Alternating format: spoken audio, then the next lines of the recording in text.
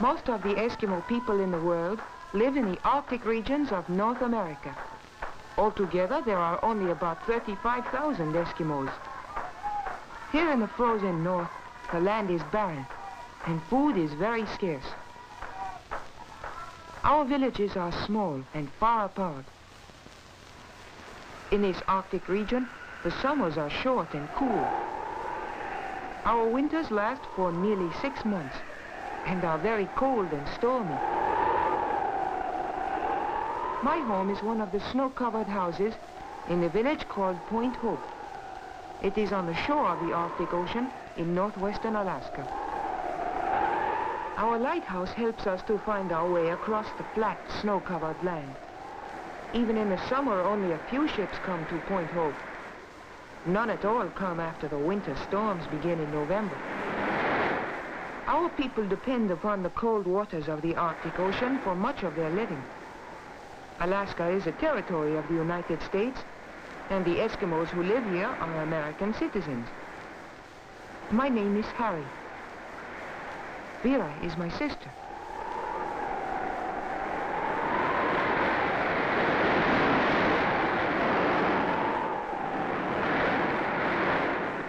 In the cold winter weather, the fish tossed up on the shore are quickly frozen. Whenever we find frozen fish, we pick them up. We are always watching for food from the sea. Whenever my father hears a seal barking, he tells us to be quiet. The sound of voices frightens the sea animals.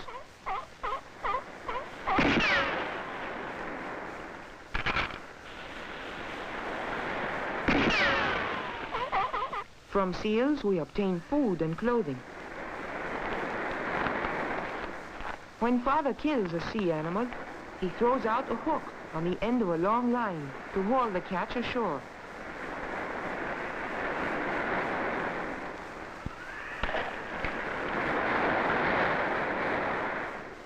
Our people hunt walrus and small whales only during the summer, but seal hunting goes on all through the year.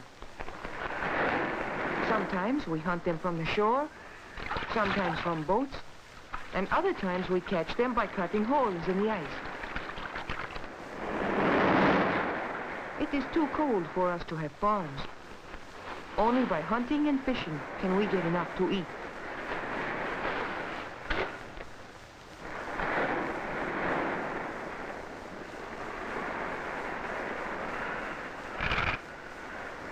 Even the seabirds are used for food.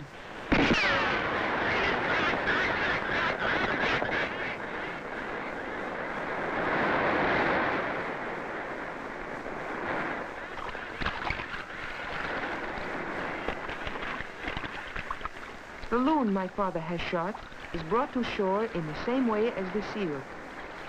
This big loon will make a fine meal for our family.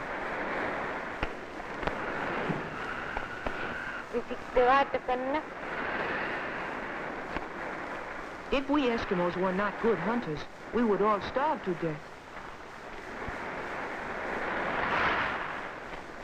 Father uses a homemade harness to drag the seal home. Harnesses are made of skin or from cloth bought at the trading post. Father got his rifle and cartridges at the trading post, too.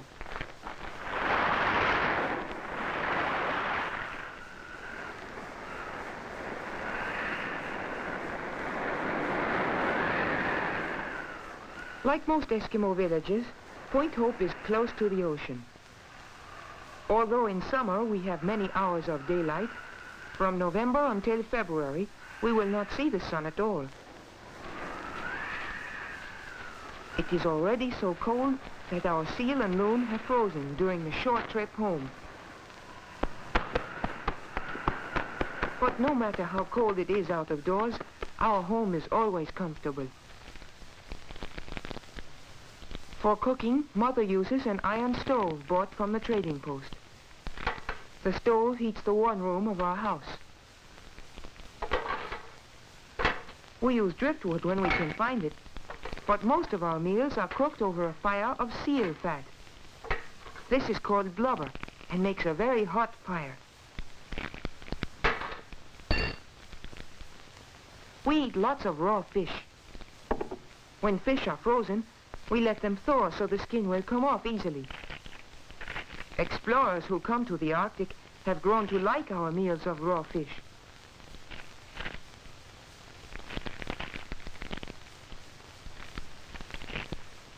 It is our custom to dip the fish in seal oil. The combination of fish and oil gives us some of the vitamins we need.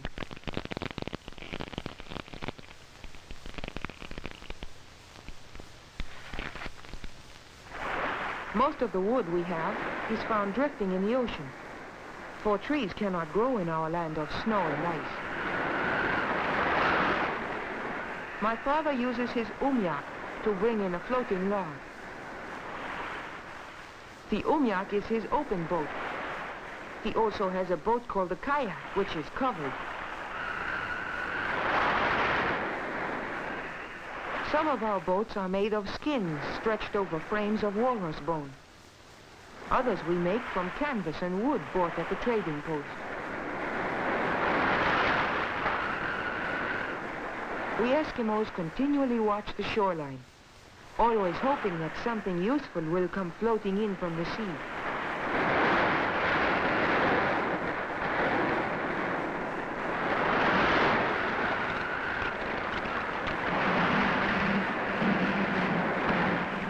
Driftwood from the ocean was used to help build our home.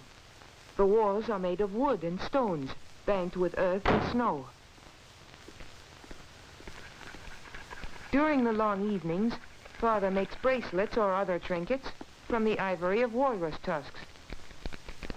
It is easier for him to work when he holds the drill in his teeth.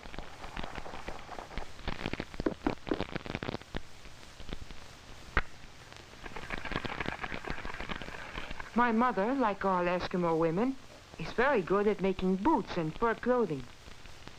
She chews the edges of the skins to make them soft. Then she bites the places where the skins will be sewn together. Well, Father wants me to be able to use his harpoon gun when we go hunting for whales in the spring.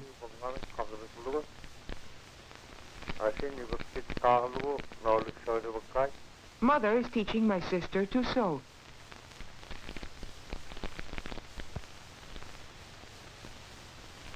The boots Mother is making will be taken to the trading post to exchange for something the family needs. She has already made us our winter clothing. Except for hunting and visiting our neighbors, we seldom leave home during the winter. Once in a while, we go to the trading post. Our village, Point Hope, is very small, and there is only one store.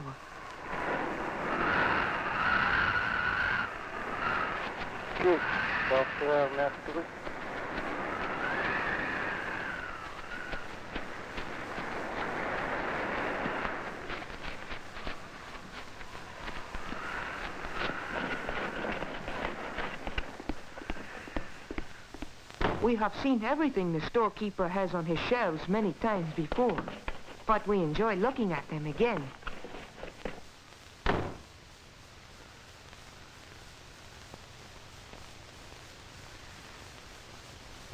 The trader knows the value of the skins, furs, and other things we want to trade.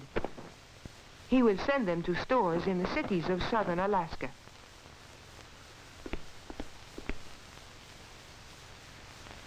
I found these old-fashioned spears in an abandoned settlement.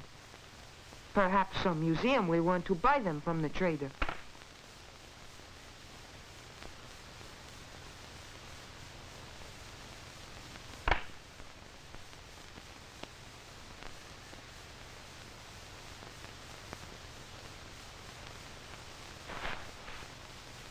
The trader makes a fair offer for the hatchet my father helped me make.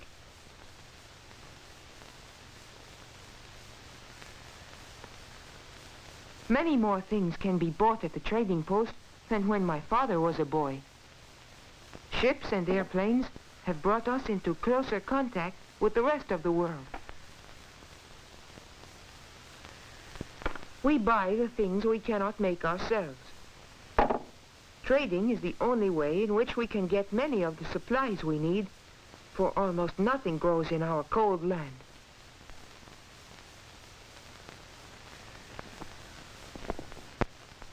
Although we can buy many things today, our life still depends on hunting. Unless we are successful when we hunt, we will have nothing to trade at the store. As winter nears, everyone waits for the ocean to freeze. When the salt water begins to turn to ice, it is soft and is carried by the tide and ocean currents. Later it will become solid and remain frozen for months. The best time for hunting seals is when they come up through the ice for air. Before the sea ice has frozen hard, Father learns that there is a herd of caribou in the neighborhood.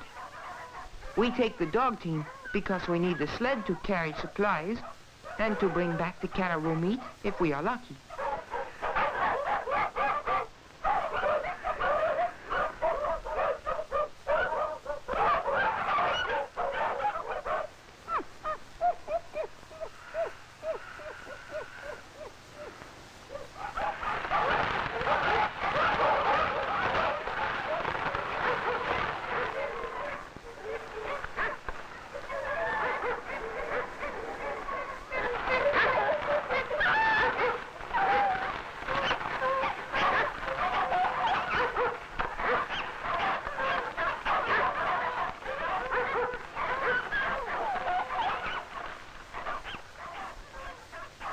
On the way, we pass the graveyard of an abandoned village. The fence is made of whale ribs. Nothing but the cemetery is left of this old village, for all of the people moved to Point Hope years ago. Our sled dogs are the only domestic animals we have. We could not travel far over the winter snow without our dogs. Father does not know exactly where the caribou may be feeding. For all we know, they may have wandered miles from where they were first seen. All we can do is to keep moving and hope to find them.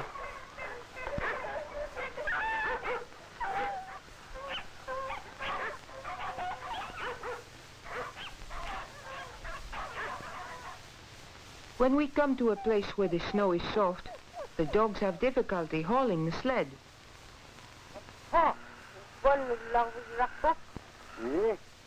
If there is no way to get around the soft snow, we must stop and lighten the load. This is a good place to make camp.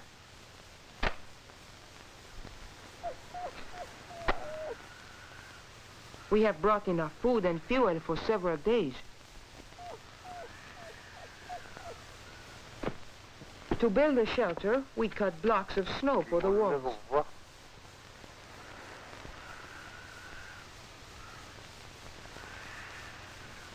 Because we will be here only a day or two, we just place sticks of driftwood against the snow walls and use a piece of canvas for a roof. Canvas is very valuable here in the Arctic. It is a product from the outside world that we have been able to get only in recent years.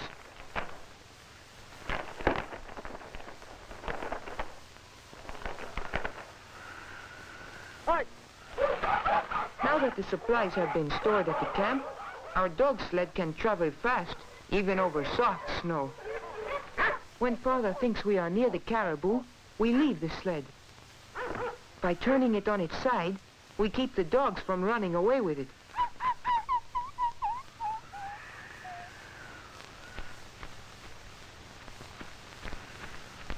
We try not to frighten the caribou.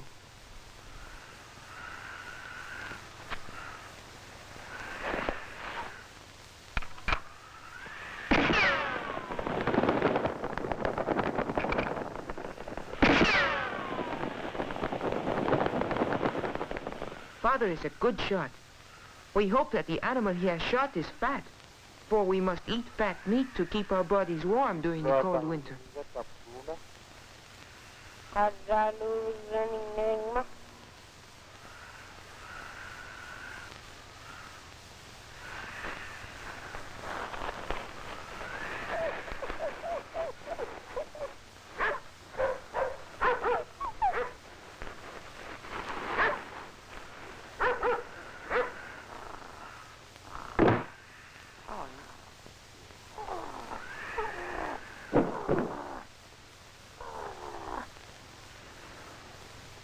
On our hunting trips, we seldom see other Eskimos, as there are very few people in our part of the world.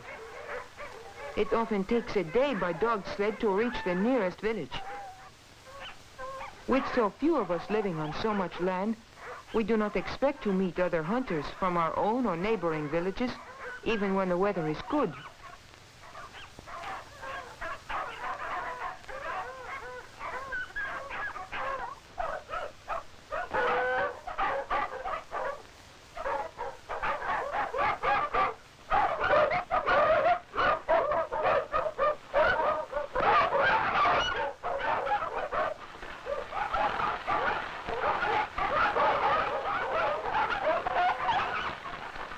Our camp is just as we left it.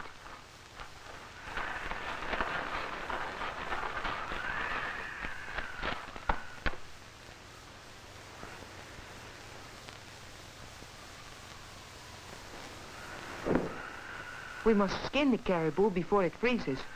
Otherwise, it would be difficult to remove the hide and cut up the meat.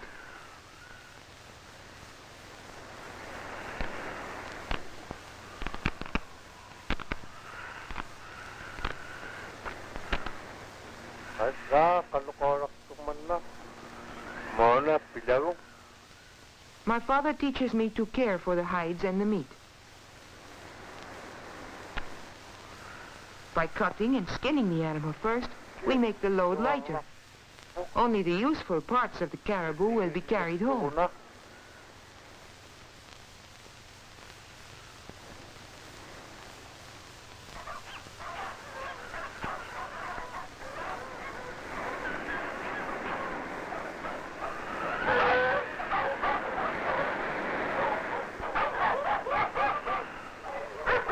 This is the way our village looks in midwinter.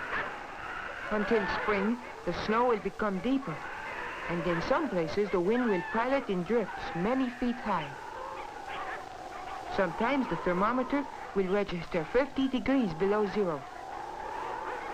For months on end, when the snow is deep, the only sound besides the wind will be the barking of our dogs.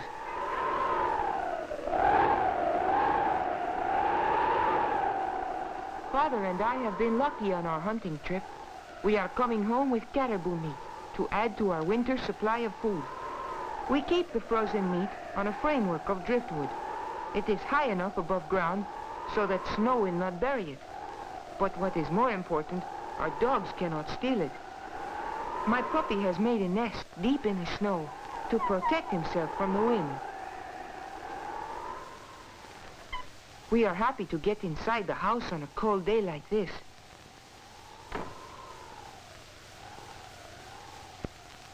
My mother is glad that we are back safely and pleased that we shot a caribou.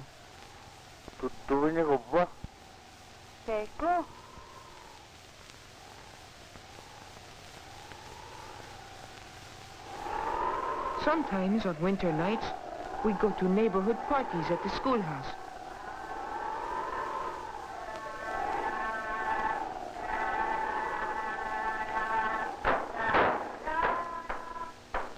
The school has a gasoline engine, which makes enough electricity to light the building. Our musicians are very proud of their ability.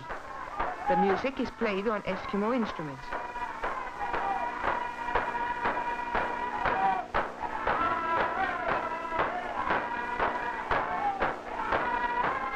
Everyone in town seems to enjoy dancing.